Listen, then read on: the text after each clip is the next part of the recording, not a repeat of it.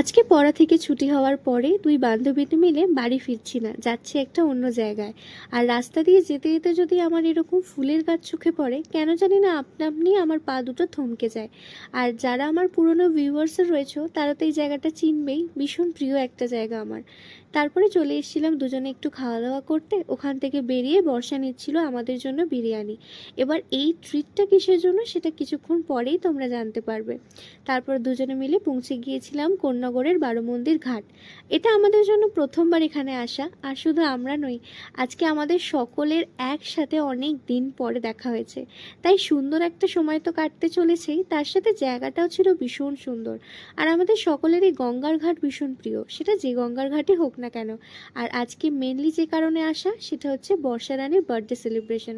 বেশ কিছুদিন আগে বর্ষার জন্মদিন চলে গিয়েছে, তাই আজকে আমরা সকলে মিলে এখানে জমায়েত হয়েছি বর্ষার বার্থডে সেলিব্রেশন করার জন্য। তার আগে এখন এখানে চলছে ফটোশ্যুট। এখন সবাই সবার পড়াশোনা কেরিয়ার নিয়ে ব্যস্ত, তবে তার মাঝেও আমরা একটা দিন সময় বার করার চেষ্টা করি এই সেলিব্রেশনগুলোর জন্য, যাতে সেদিন অন্তত আমাদের সকলের একসাথে একটা দিন দেখা হয়। সেই আগের মতো হাসি মজা গল্প সমস্ত কিছু একটা সুন্দর সময় কাটিয়ে এখন আমরা ফিরছি বাড়িতে। আর অ্যাজ ইউজুয়াল তুষার টোটোতেও শুরু করে দিয়েছে তার কেরামতি আর বাজে বকা। তারপরে স্টেশনে আস্তে আস্তে নেমে গিয়েছিল প্রচণ্ড বৃষ্টি। ব্যাস